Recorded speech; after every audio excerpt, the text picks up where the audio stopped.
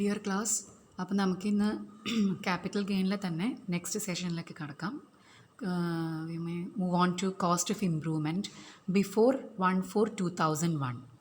അപ്പോൾ നമ്മൾ cost of അക്വിസിഷനാണ് ലാസ്റ്റ് ഡേ ഡിസ്കസ് ചെയ്തത്. സോ ടുഡേ കോസ്റ്റ് ഓഫ് ഇംപ്രൂവ്മെൻറ്റിനെ കുറിച്ചിട്ട് ഒരു അഡ്ജസ്റ്റ്മെൻറ്റ് നമ്മൾ അറിയേണ്ടതായിട്ടുണ്ട്. That is any cost of improvement incurred before 1st April 2001. അത് നമുക്ക് ഇഗ്നോർ ചെയ്യാമെന്നാണ് പറയുന്നത്. ഇഗ്നോർ ചെയ്യാമെന്നല്ല, അത് ഇഗ്നോർ ചെയ്യേണ്ടതാണ്. ബിക്കോസ് 2001 മുമ്പുള്ള നമ്മുടെ കോസ്റ്റ് ഇൻഫ്ലേഷൻ ഇൻഡെക്സിൻ്റെ ബേസ് ഇയർ ആയിട്ടുള്ള 1st April 2001 അതിന് മുൻപ് ഇൻകർ ചെയ്തിട്ടുള്ള എന്ത് കോസ്റ്റ് ഓഫ് ഇംപ്രൂവ്മെൻറ്റ് കാണുകയാണെങ്കിലും നമുക്കത് ഇൻഡെക്സ് ചെയ്ത് ഡിഡക്റ്റബിൾ അല്ല while computing long term capital gain. അപ്പോൾ അത് ബേസ് ചെയ്തിട്ടുള്ള ഒരു പ്രോബ്ലം, 1-2 പ്രോബ്ലംസ് ഇവിടെ ഡിസ്കസ് ചെയ്തിട്ടുണ്ട്. You may see that mister Gopal he acquired a house in 1990 at a cost of 63,000 ആണ്. എന്നിട്ട് നോക്കൂ, ഇൻ 1999 30,000 രൂപ ഇൻകർ ചെയ്തിട്ടുണ്ട് ഫോർ ഇംപ്രൂവ്മെൻറ്റ്. അതുപോലെ 2003 അയാൾ ഇംപ്രൂവ്മെൻറ്റിന് വേണ്ടിയിട്ട് കോസ്റ്റ് ഇൻകർ ചെയ്തിട്ടുണ്ട്. അപ്പോൾ നിങ്ങൾ ആ സൊല്യൂഷനിലൊന്ന് നോക്കൂ. അതിൽ കോസ്റ്റ് ഓഫ് അക്വിസിഷൻ ഇൻഡെക്സ് ചെയ്തിട്ട് 3,17,900 ഡിഡക്റ്റ് ചെയ്തിട്ടുണ്ട്.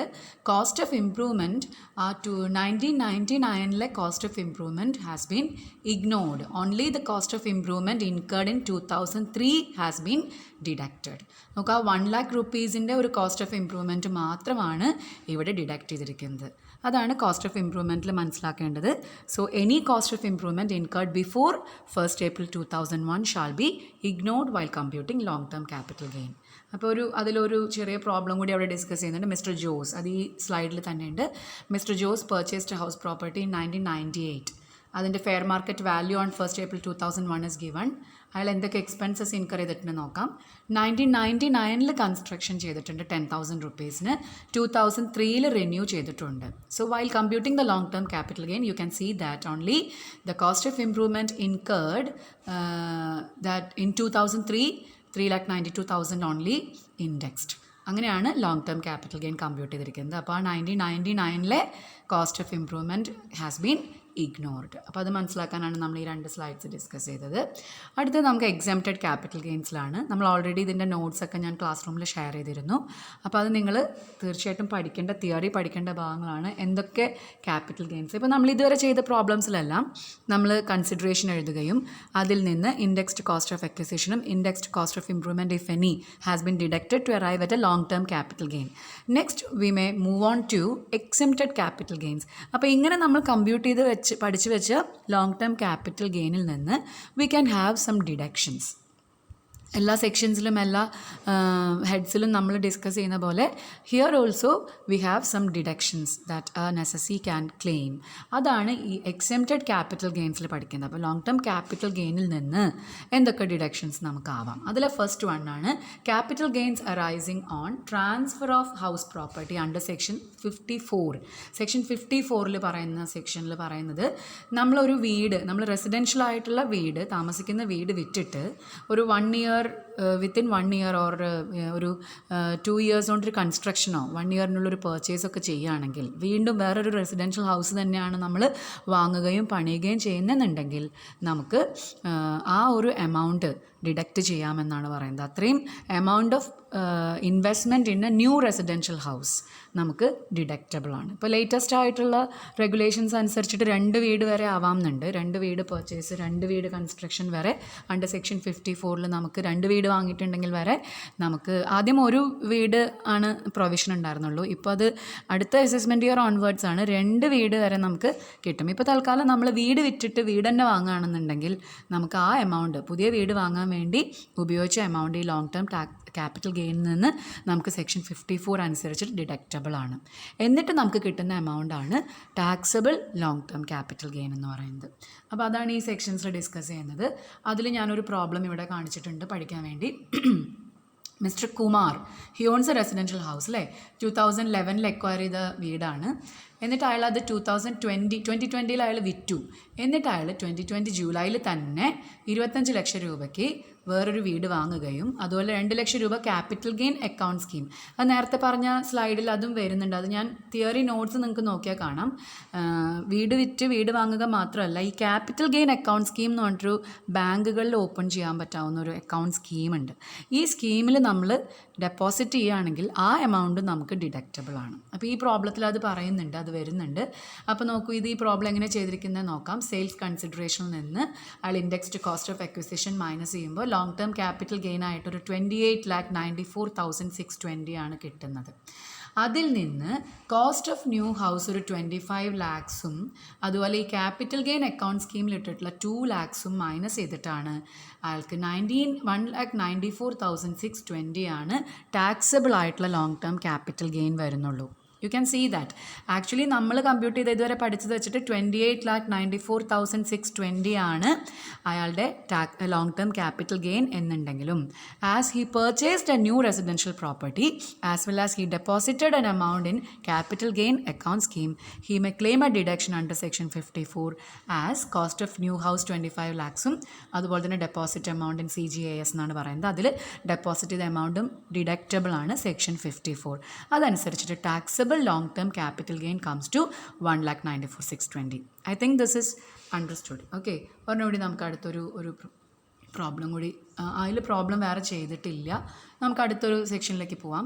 ഇതേപോലെ തന്നെ റെസിഡൻഷ്യൽ പ്രോപ്പർട്ടി വാങ്ങിയ പോലെ തന്നെ suppose if the assessee has sold an agricultural land and he purchased another agricultural land or he has invested an amount in CGAS, these two amounts are deductible. അതാണ് ഈ ഒരു section 54B എന്ന് പറയുന്ന സെക്ഷനിൽ പറയുന്നത്.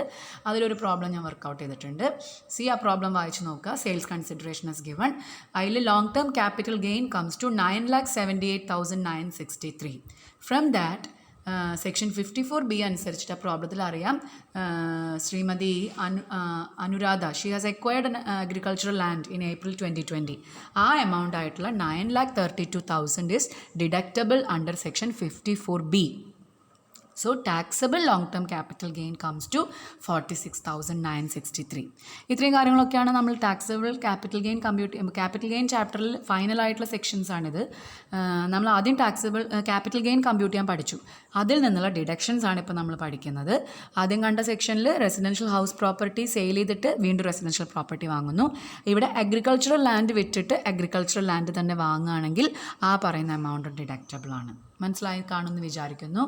അടുത്ത സെക്ഷനിൽ ലോങ് ടേം ക്യാപിറ്റൽ അസറ്റുകൾ എന്തെങ്കിലും നമ്മൾ ട്രാൻസ്ഫർ ചെയ്തിട്ട്, അതായത് ലോങ് ടേം ക്യാപിറ്റൽ നേച്ചറിലുള്ള അസറ്റുകൾ എന്തെങ്കിലും സെയിൽ ചെയ്തിട്ട് നമ്മൾ സ്പെസിഫൈഡ് ആയിട്ടുള്ള അസറ്റുകളിൽ, സ്പെസിഫൈഡ് അസറ്റ് എന്ന് പറയുമ്പോൾ ഇവിടെ ലിസ്റ്റ് ചെയ്തിട്ടുണ്ട് നാഷണൽ ഹൈവേ അതോറിറ്റി ഓഫ് ഇന്ത്യയുടെ റിഡീമബിൾ ബോണ്ടുകളിലോ അല്ലെങ്കിൽ റൂറൽ ഇലക്ട്രിഫിക്കേഷൻ കോർപ്പറേഷൻ്റെ ബോണ്ടുകളിലോ നമ്മൾ ഈ പറയുന്ന ക്യാപിറ്റൽ ഗെയിൻ എമൗണ്ട് അല്ലെങ്കിൽ സെയിൽസ് കൺസിഡറേഷനിലെ ഒരു ഭാഗം നമ്മൾ ഇൻവെസ്റ്റ് ചെയ്യുകയാണെങ്കിൽ ആ എമൗണ്ടും ഡിഡക്റ്റബിൾ ആണ്. അതിൽ ഞാൻ പ്രോബ്ലം വർക്കൗട്ട് ചെയ്തിട്ടില്ല. സെക്ഷൻ 54EC എന്ന് പറയുന്ന സെക്ഷനിലാണ് ഇത് പറയുന്നത്. Any amount acquired after transferring a long-term capital asset and invested in specified asset. ആ സ്പെസിഫൈഡ് അസറ്റ് ആണ് ഇവിടെ പറഞ്ഞിട്ടുള്ള 2 നാഷണൽ ഹൈവേ അതോറിറ്റി ബോണ്ടുകളും റൂറൽ ഇലക്ട്രിഫിക്കേഷൻ കോർപ്പറേഷൻ്റെ ബോണ്ടുകളിലും അതിൽ ഇൻവെസ്റ്റ് ചെയ്യുകയാണെങ്കിൽ those amounts are also deductible from capital gain. അടുത്തത് capital gain on transfer of long term asset other than residential house. Residential house അല്ലാത്ത ഏതെങ്കിലും ഒരു ക്യാപിറ്റൽ അസെറ്റ് വിറ്റിട്ട് കിട്ടുന്ന പൈസ നമ്മളൊരു റെസിഡൻഷ്യൽ ഹൗസ് വാങ്ങാൻ വേണ്ടി ഉപയോഗിക്കുകയാണ്. നേരത്തെ ആദ്യം പറഞ്ഞ സെക്ഷൻ 54-ൽ റെസിഡൻഷ്യൽ ഹൗസ് വിറ്റിട്ട് കിട്ടുന്ന പൈസേനെ റെസിഡൻഷ്യൽ ഹൗസിൽ ഇൻവെസ്റ്റ് ചെയ്യുകയാണെങ്കിൽ ഫുൾ എമൗണ്ടും ഡിഡക്റ്റബിൾ ആയിരുന്നു. എന്നാൽ സെക്ഷൻ 54F വളരെ ഇമ്പോർട്ടൻ്റ് ആയിട്ടുള്ള സെക്ഷനാണ്. സെക്ഷൻ 54F അനുസരിച്ചിട്ട് വീടല്ലാതെ എന്തെങ്കിലും അസറ്റുകൾ, വീട് തന്നെ ആവണമെന്നില്ല, ഏതെങ്കിലും ഒരു അസറ്റ് വിറ്റിട്ട് ആ പൈസ കൊണ്ട് നമ്മൾ വീട് വാങ്ങുകയാണെങ്കിൽ അപ്പോഴും നമുക്കൊരു ഡിഡക്ഷൻ അവൈലബിൾ ആണ്. പക്ഷേ ഫുൾ എമൗണ്ട് ഡിഡക്റ്റബിൾ ആകില്ല. അതായത് പുതിയ വീട് വാങ്ങാൻ വേണ്ടിയിട്ടുള്ള ഫുൾ എമൗണ്ടും ഡിഡക്റ്റബിൾ ആകില്ല, മറിച്ച് നമുക്കൊരു പ്രൊപ്പോർഷനേറ്റ് ആയിട്ടുള്ള എമൗണ്ട് ഡിഡക്റ്റബിൾ ആണ്. അതാണ് ഇവിടെ ക്വാണ്ടം ഓഫ് ഡിഡക്ഷനിൽ പറയുന്നത്. എത്ര എമൗണ്ട് ഡിഡക്റ്റ് ചെയ്യാമെന്ന് ചോദിച്ചാൽ അതിനൊരു ഫോർമുല, ഒരു ചെറിയൊരു ഫോർമുല ഇവിടെ വർക്കൗട്ട് ചെയ്തിട്ടുണ്ട് കേട്ടോ. Amount invested in new house into capital gain divided by net consideration. അതായത് നമുക്ക് കിട്ടിയിട്ടുള്ള നെറ്റ് കൺസിഡറേഷനിൽ നിന്ന് എത്ര ഭാഗം നമ്മൾ ഇൻവെസ്റ്റ് ചെയ്തു ആ ഒരു പ്രൊപ്പോർഷനിലാണ് നമുക്ക് ഡിഡക്ഷൻ കിട്ടുള്ളൂ. അപ്പോൾ ഈ ഫോർമുല വളരെ നോട്ട് ചെയ്ത് പഠിക്കേണ്ടതാണ്. Amount invested in the new house into capital gain divided by net consideration, അല്ലെങ്കിൽ capital gain into amount invested in the new house divided by net consideration. അങ്ങനെയായാലും കുഴപ്പമില്ല. ഡിനോമിനേറ്റർ എന്ന് പറയുന്നത് നെറ്റ് കൺസിഡറേഷൻ ആണ്. അപ്പോൾ ഈ ഒരു ഫോർമുല സെക്ഷൻ 54F അനുസരിച്ചിട്ട് കൃത്യമായിട്ട് പഠിക്കേണ്ടതാണ്. കാരണം നോർമലി എപ്പോഴും വീട് വിറ്റിട്ടായിരിക്കണം എന്നില്ല വേറെ വീട് വാങ്ങുന്നത്. അപ്പോൾ ഏതെങ്കിലും ഒരു അസറ്റ് വിറ്റിട്ട് വീട് വാങ്ങുകയാണെങ്കിൽ ഈ ഒരു ഫോർമുല ഉപയോഗിച്ചിട്ട് വേണം നമ്മൾ ഡിഡക്റ്റബിൾ ആയിട്ടുള്ള എമൗണ്ട് കമ്പ്യൂട്ട് ചെയ്യാൻ. അത് സെക്ഷൻ 54Fലാണ് പറയുന്നത്. അപ്പോൾ നമുക്കിതിലൊരു പ്രോബ്ലം നമുക്ക് നോക്കാം. മിസ്റ്റർ ബാബുരാജ് അല്ലേ, he purchased a piece of land 1,40,000 2002 വാങ്ങുന്നതാണ്. എന്നിട്ട് 2020 അയാൾ അത് വിൽക്കുന്നു. എന്നിട്ട് ആ കമ്മീഷന് കൊടുക്കുന്നുണ്ട്. 2020 അയാൾ വേറെ വീട് വാങ്ങുന്നു. അപ്പോൾ ലാൻഡ് വിറ്റിട്ട് അയാൾ വീട് വാങ്ങുകയാണ്. അങ്ങനെ നോക്കൂ. അപ്പോൾ അയാൾക്ക് എങ്ങനെയാണ് അയാളുടെ ടാക്സിബിൾ ക്യാപിറ്റൽ ഗെയിൻ കമ്പ്യൂട്ട് ചെയ്താൽ നോക്കാം. നെറ്റ് കൺസിഡറേഷൻ കൊടുത്തിട്ടുണ്ട്. Indexed cost of acquisition minus ചെയ്യുന്നു. അതനുസരിച്ചിട്ട് 14,40,667 ആണ് അയാളുടെ ക്യാപിറ്റൽ ഗെയിൻ വരുന്നത്. അതിൽ നിന്ന് സെക്ഷൻ 54 അനുസരിച്ചിട്ട് നോക്കൂ എങ്ങനെ കമ്പ്യൂട്ട് ചെയ്തിരിക്കുന്നത്. 15 lakh rupeesനാണ് അയാൾ പുതിയ വീട് വാങ്ങുന്നത്. That amount into long term capital gain ആയിട്ടുള്ള 14,14,667 divided by 18 lakhs net consideration ആയിട്ടുള്ള 18 lakhs. ആ ഒരു എമൗണ്ട് ആയിട്ടുള്ള 11,78,889 ആണ് ഡിഡക്റ്റ് ചെയ്തിരിക്കുന്നത്. അപ്പോൾ പ്രത്യേകം ശ്രദ്ധിക്കണം. സെക്ഷൻ 54ലാണെങ്കിൽ full amount can be deducted. Section 54Fൽ വരുമ്പോഴത്തേനും അയാൾ റെസിഡൻഷ്യൽ ഹൗസ് അല്ലാത്ത ലാൻഡ് വിറ്റിട്ടാണ് വീട് വാങ്ങുന്നത്. അതുകൊണ്ട് ഇത്രയും എമൗണ്ടേ ഡിഡക്റ്റബിൾ ആകുന്നുള്ളൂ. So taxable long term capital gain comes to 2,35,778. ഈ പ്രോബ്ലം വളരെ പ്രത്യേകിച്ച് ശ്രദ്ധിച്ച് പഠിക്കണം. കാരണം അധികം പ്രോബ്ലംസ് ഇതിൽ നമുക്ക് ചെയ്യേണ്ടി വരണമെന്നില്ല. എല്ലാ സെക്ഷനും ഇപ്പോൾ നമ്മൾ ഡിസ്കസ് ചെയ്യുന്ന പ്രസൻറ്റേഷൻസിലുള്ള എല്ലാ സ്ലൈഡിലും ഓരോ അഡ്ജസ്റ്റ്മെൻറ്റ്സ് 1-2 പ്രോബ്ലംസ് ആണ് വർക്കൗട്ട് ചെയ്യുന്നത്. നമുക്ക് അവസാനം ഇനി ടോട്ടലായിട്ടുള്ള പ്രോബ്ലംസ് വർക്കൗട്ട് ചെയ്യുമ്പോൾ ഇത് റിപ്പീറ്റ് ചെയ്യും. So please note down this problem as an example ഇല്ലസ്ട്രേഷനായിട്ട് എക്സാമ്പിളായിട്ട് വെക്കുക. അയാൾ ലാൻഡ് വിറ്റിട്ട് വീട് വാങ്ങുന്നു. സോ എങ്ങനെയാണ് ഡിഡക്റ്റബിൾ എമൗണ്ട് ആയിട്ടുള്ള 11,78,889 കമ്പ്യൂട്ട് ചെയ്തിരിക്കുന്നത് അണ്ടർ സെക്ഷൻ 54F എന്നുള്ളത് പ്രത്യേകിച്ച് നോട്ട് ഡൗൺ ചെയ്യുക. വേറെ ഒരു പ്രോബ്ലം കൂടി വർക്കൗട്ട് ചെയ്തിട്ടുണ്ട്. ജ്വല്ലറി. മിസ്റ്റർ ലാൽ ഒരു ജ്വല്ലറി 2009 വരെ ഇത് ജ്വല്ലറി വിറ്റിട്ട് അയാൾ വീട് വാങ്ങുകയാണ്. അങ്ങനെ വരുമ്പോഴും സെയിം കമ്പ്യൂട്ടേഷൻസ് ആണ്. Long term capital gain compute ചെയ്യുകയും എക്സംഷൻ എമൗണ്ട് എത്രയാണെന്നുള്ള കമ്പ്യൂട്ടേഷൻ ക്ലിയർ ചെയ്യാൻ വേണ്ടിയിട്ടാണ് വീണ്ടും ഒരു പ്രോബ്ലം കൂടി ഇല്ലസ്ട്രേറ്റ് ചെയ്തത്. ആ എക്സംഷൻ എമൗണ്ട് കണ്ടോ, 10 lakhs. 10 lakhs എന്ന് പറയുന്നത് പുതിയ വീട് വാങ്ങിയ പൈസയാണ് into capital gain divided by net consideration. That's how the amount of 4,30,462 comes. അതാണ് ഡിഡക്റ്റ് ചെയ്യുന്നത്. So taxable long term capital gain comes to 86,095. So ഇത്രയും കാര്യങ്ങളാണ് ഇന്നത്തെ ഒരു സെഷനിൽ. ഞാൻ 2 ദിവസത്തേക്കുള്ള സെഷനാണ് ഉദ്ദേശിച്ചിട്ടുള്ളത്. സോ രണ്ട് സെഷൻസ് ആയിട്ടല്ല കംപ്ലീറ്റ് ചെയ്യുക. എല്ലാ സ്ലൈഡിലുള്ള തിയറി നോട്ട്സ് ഞാൻ ഓൾറെഡി തന്നതാണ്. എല്ലാ സ്ലൈഡിലുള്ള പ്രോബ്ലംസ് കൃത്യമായിട്ട് വർക്കൗട്ട് ചെയ്യുക. അപ്പോൾ ഇത്രയും കാര്യങ്ങളാണ് ക്യാപിറ്റൽ ഗെയിൻ എന്നുള്ള ചാപ്റ്ററിലേ നമുക്ക് പഠിക്കാനുള്ളൂ. സോ ഇത് ചാപ്റ്റർ ഇവിടെ കൺക്ലൂഡ് ചെയ്യുകയാണ്. നമുക്കിനി ഇതിൽ ഫർദർ പ്രോബ്ലംസ് ഇനിയുള്ള ക്ലാസ്സുകളിൽ ഡിസ്കസ് ചെയ്യാം. So with this I'm winding up this today session. Okay, thank you. See you later. Bye.